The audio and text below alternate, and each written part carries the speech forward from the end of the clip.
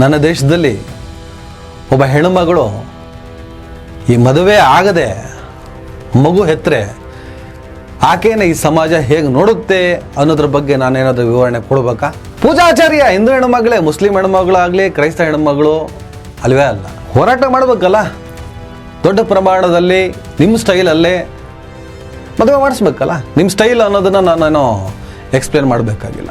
ಯಾವ ಸ್ಟೈಲ್ ಅನ್ನೋದು ನಿಮ್ಗೆ ಗೊತ್ತಿದೆ, ಅದೇನು ಹೊಸದಾಗಿ ಹೇಳ್ಬೇಕಾ? ಒಬ್ಬ ಜಗನ್ನಿವಾಸ್ ರಾವ್, ಒಬ್ಬ ಕೃಷ್ಣ ಅಜಯ್ ರಾವ್ ಅವರ ಮೇಲೆ ಒತ್ತಡವನ್ನ ಹೇರಿ ಮದುವೆ ಆಗಿದ್ರೆ ಉಳಿಗಾಲನೇ ಇಲ್ಲ, ಮದುವೆ ಆಗಿ ಆಕೆನ್ ಚೆನ್ನಾಗಿ ನೋಡ್ಕೋಬೇಕು, ಆಗಿದ್ದಾಗ ಹೋಗಿದೆ ಅನ್ನುವಂಥ ಮಾನಸಿಕತೆಗೂ ಅವನನ್ನ ಅಥವಾ ದೃಢ ನಿರ್ಧಾರಕ್ಕೂ ಅವನನ್ನ ಅವರ ಕುಟುಂಬದವರನ್ನ ತಂದು ಕೂರಿಸೋದಿಕ್ಕೆ ನಿಮ್ಮ ಕೈಲಿ ಆಗ್ಲಿಲ್ವಲ್ಲ. ಒಂದು ಇನ್ಸಿಡೆಂಟ್ ಆಯ್ತು, ಎಲ್ಲವನ್ನ ಧಿಕ್ಕರಿಸಿ ನಿಲ್ತೀನಿ ಅಂತ ಆಕೆ ಹೊರಟು ನಿಂತರೂ ಕೂಡ ಆಕೆ ಸುತ್ತ ಇರುವಂಥ ವ್ಯವಸ್ಥೆ ಆಕೆಯನ್ನ ನೆಮ್ಮದಿಯಿಂದ ಬದುಕಕ್ಕಂತೂ ಬಿಡಲ್ಲ.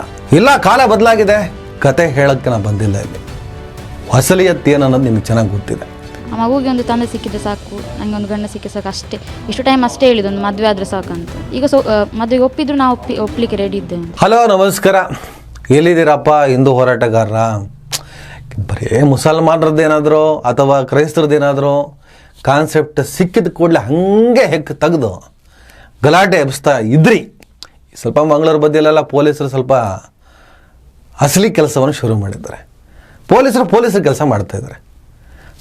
ಪೊಲೀಸರ ಕೆಲಸ ಯಾವಾಗ ಮಾಡಲ್ವೋ ಆವಾಗ ಗಲಾಟೆಗಳು, ಗಾಂಚಲಿಗಳೆಲ್ಲ ಜಾಸ್ತಿ ಆಗ್ತವೆ.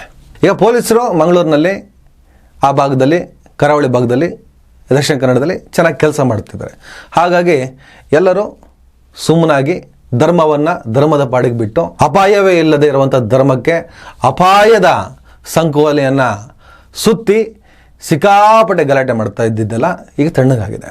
ಆದರೂ ಕೂಡ ಒಂದು ಸಣ್ಣ ಪ್ರತಿಭಟನೆ, ಒಂದು ಹೆಣ್ಣುಮಗಳಲ್ಲಿ ನ್ಯಾಯ ಕೇಳ್ತಾ ಇದ್ದಾಳೆ, ನನಗೆ ಅನ್ಯಾಯ ಆಗಿದೆ. ಈಗ ಕಲ್ಲಡ್ಕ ಪ್ರಭಾಕರ್ ಭಟ್ ಅವರೆಲ್ಲ ಕೂರಿಸಿ ಮೀಟಿಂಗ್ ಎಲ್ಲ ಮಾಡಿದ್ರಂತೆ, ಮಾತುಕತೆ ಬಿದ್ದೋಯ್ತಂತೆ. ಮ್ಯಾಟರ್ ನಿಮಗೆ ಗೊತ್ತಿದೆ.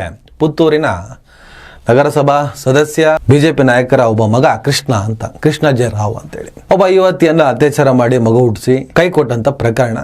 ಜೈಲಿಗೆ ಹೋಗಿದ್ದ, ಜಾಮೀನ್ ಮೇಲೆ ಹೊರಗೂ ಇದ್ದಾನೆ. ಯಾಕಮ್ಮ ಕೋರ್ಟ್ ಕೇಸ್ ಎಲ್ಲ ಮಾತುಕತೆ ಮಾಡಿ ಸರಿ ಮಾಡೋಣ, ನಾವಿದೀವಲ್ಲ ಇಲ್ಲಿ. ಹಿಂದೂ ಹೆಣ್ಣು ಮಕ್ಕಳಿಗೆ ಅನ್ಯಾಯ ಆದ್ರೆ ಬಿಟ್ಬಿಟ್ಟೇವಾ, ನಾವು ನ್ಯಾಯ ಕೊಡ್ತೀವಿ ಅಂಥೇಳಿ ಏನೋ ಕೆಲವರೆಲ್ಲ ಪ್ರಯತ್ನವನ್ನು ಮಾಡಿದ್ರಲ್ಲ. ಯಾಕೆ ಆ ಪ್ರಯತ್ನ ಯಶಸ್ವಿ ಆಗಲಿಲ್ಲ? ಒಬ್ಬ ಹಿಂದೂ ಹೆಣ್ಣು ಮಗಳಿಗೆ ನ್ಯಾಯ ಕೊಡ್ಸೋಕ್ಕಾಗಿಲ್ಲ. ಕೊಡೋ ಅಂತಿದ್ದಾಳ ಹೆಣ್ಮಗಳು. ಇವತ್ತು ಅವ್ರ ತಾಯಿ ಎಲ್ಲ ನಮ್ಗೆ ಅನ್ಯಾಯ ಆಗ್ತದೆ, ನನ್ನ ಮದುವೆ ಆಗೋದಕ್ಕೆ ಆತ ಒಪ್ತಾನೆ ಇಲ್ಲ, ನನ್ನ ಹೊಟ್ಟೆಲ್ಲ ಮಗು ಹುಟ್ಟಿಸ್ದ, DNA ಪರೀಕ್ಷೆಯಲ್ಲಿ ಕೂಡ ಸಾಬೀತಾಯಿತು, ಕೋರ್ಟಲ್ಲಿ ಕೇಸೂ ಇದೆ, ಜೈಲಿಗೂ ಹೋದ, ಹೊರಗೂ ಬಂದ, ಅದೇನು ಬೇಕಾದಿರಲಿ, ಆತ ನನ್ನ ಮದುವೆ ಆಗಲಿ, ಮುಗಿದ್ದಲ್ಲ. ಅದೇನೋ ಜಾತಿ ಗೀತಿ, ಇದೇನೋ ಅಡೆತಡೆ ಆಗ್ತಿದ್ಯಾ? ನಿಮಗೆ ಕಡ್ಕೋಬೇಕು ಅಂದರೆ ಜಾತಿ ಸಂಕಷ್ಟ, ಬಲಗಿಸ್ಕೊಬೇಕಾದ್ರೆ ಜಾತಿ ಅಡ್ಡ ಬರಲ್ಲ ಅಲ್ಲ. ಇದೇ ನೋಡಿ ಜಾತಿ ಅನ್ನೋ ಕಾನ್ಸೆಪ್ಟಿನ ವಿಕೃತ.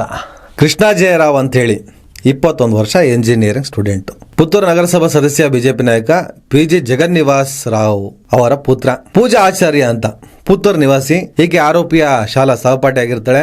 ಶಾಲೆಯಿಂದ ಮಂಗಳೂರಿನ ಕಾಲೇಜಿನವರೆಗೂ ಇವರ ಸ್ನೇಹ, ಸಂಬಂಧ, ಪ್ರೇಮ ಮುಂದುವರೆದಿತ್ತು.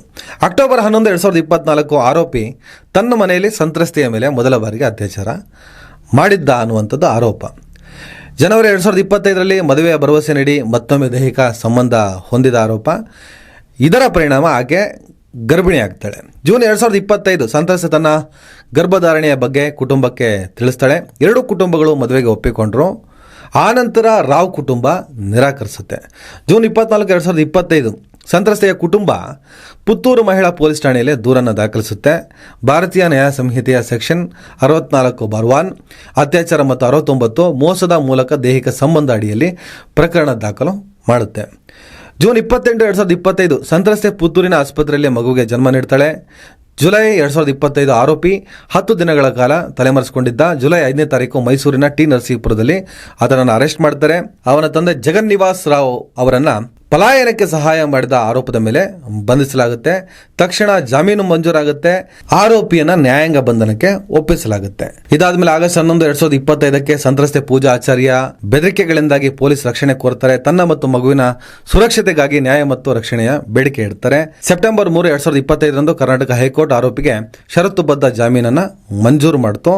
ಸೆಪ್ಟೆಂಬರ್ 28, 2025 DNA ಪರೀಕ್ಷೆಯಲ್ಲಿ ಆರೋಪಿ ಮಗುವಿನ ಜೈವಿಕ ತಂದೆ ಅಂದ್ರೆ ಅವನೇ ಅಪ್ಪ ಅನ್ನೋದು ಕನ್ಫರ್ಮ್ ಆಗುತ್ತೆ. ಇದು ಪ್ರಾಸಿಕ್ಯೂಷನ್ಗೆ ಪ್ರಮುಖ ಸಾಕ್ಷಿಯಾಗಿದೆ. ಪೊಲೀಸರು ತನಿಖೆಯನ್ನು ಪೂರ್ಣಗೊಳಿಸಿ ಚಾರ್ಜ್ ಶೀಟ್ ಅನ್ನು ಸಲ್ಲಿಸಿದ್ದಾರೆ.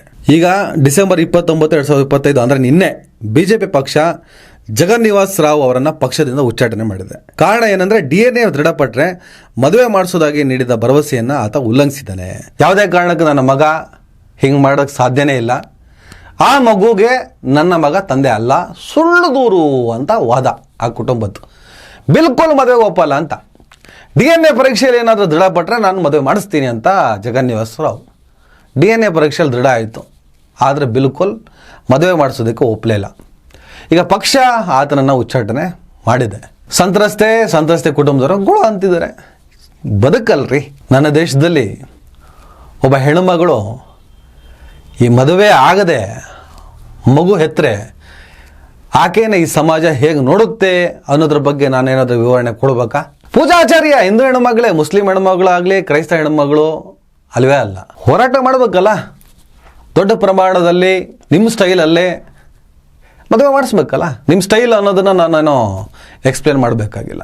ಯಾವ ಸ್ಟೈಲ್ ಅನ್ನೋದು ನಿಮ್ಗೆ ಗೊತ್ತಿದೆ, ಅದೇನು ಹೊಸದಾಗಿ ಹೇಳ್ಬೇಕಾ? ಒಬ್ಬ ಜಗನ್ನಿವಾಸ್ ರಾವ್, ಒಬ್ಬ ಕೃಷ್ಣ ಅಜಯ್ ರಾವ್ ಅವರ ಮೇಲೆ ಒತ್ತಡವನ್ನ ಹೇರಿ ಮದುವೆ ಆಗಿದ್ರೆ ಉಳಿಗಾಲನೇ ಇಲ್ಲ, ಮದುವೆ ಆಗಿ ಆಕೆನ್ ಚೆನ್ನಾಗಿ ನೋಡ್ಕೋಬೇಕು, ಆಗಿದ್ದಾಗ ಹೋಗಿದೆ ಅನ್ನುವಂಥ ಮಾನಸಿಕತೆಗೂ ಅವನನ್ನ ಅಥವಾ ದೃಢ ನಿರ್ಧಾರಕ್ಕೂ ಅವನನ್ನ ಅವರ ಕುಟುಂಬದವರನ್ನ ತಂದು ಕೂರಿಸೋದಿಕ್ಕೆ ನಿಮ್ಮ ಕೈಲಿ ಆಗ್ಲಿಲ್ವಲ್ಲ. ಬೇರೆಯವ್ರ ವಿಚಾರಕ್ಕೆ ಸಿಕ್ಕಾಪಟ್ಟೆ ಹೋಗ್ತಿರಲ್ಲ ಅನ್ನೋ ಕಾರಣಕ್ಕೆ ನಿಮ್ಮನ್ನ ಎಳ್ಕೊಂಡು ಬಂದೆ. 2 ಕುಟುಂಬಕ್ಕೆ ಸಂಬಂಧಪಟ್ಟಂಥ ವಿಚಾರ ಆಯಿತು. ಇಲ್ಲಿ ಜಾತಿ ಧರ್ಮವನ್ನು ಎಳ್ಕೊಂಡು ಬಂದು ನಾನು ಚರ್ಚೆ ಮಾಡೋದಕ್ಕೆ ಇಷ್ಟ ಇಲ್ಲ. ಈ ಜಾತಿ ಧರ್ಮಗಳ ವಿಚಾರದಲ್ಲಿ ನಿಮ್ಗಳ ಇಂಟ್ರೆಸ್ಟ್ ಹೇಗಿರುತ್ತೆ ಅನ್ನೋದಕ್ಕೋಸ್ಕರ ನಿಮ್ಮನ್ನು ಎಳ್ಕೊಂಡು ಬಂದೆ ಅಷ್ಟೇ. ನೀವುಗಳು ಏನೇನು ಮೀಟಿಂಗ್ ಮಾಡಿದಿರಿ, ಏನೇನು ಪ್ರಯತ್ನ ಪಟ್ರಿ, ಅದೆಲ್ಲ ಗೊತ್ತಿದೆ ನನಗೆ.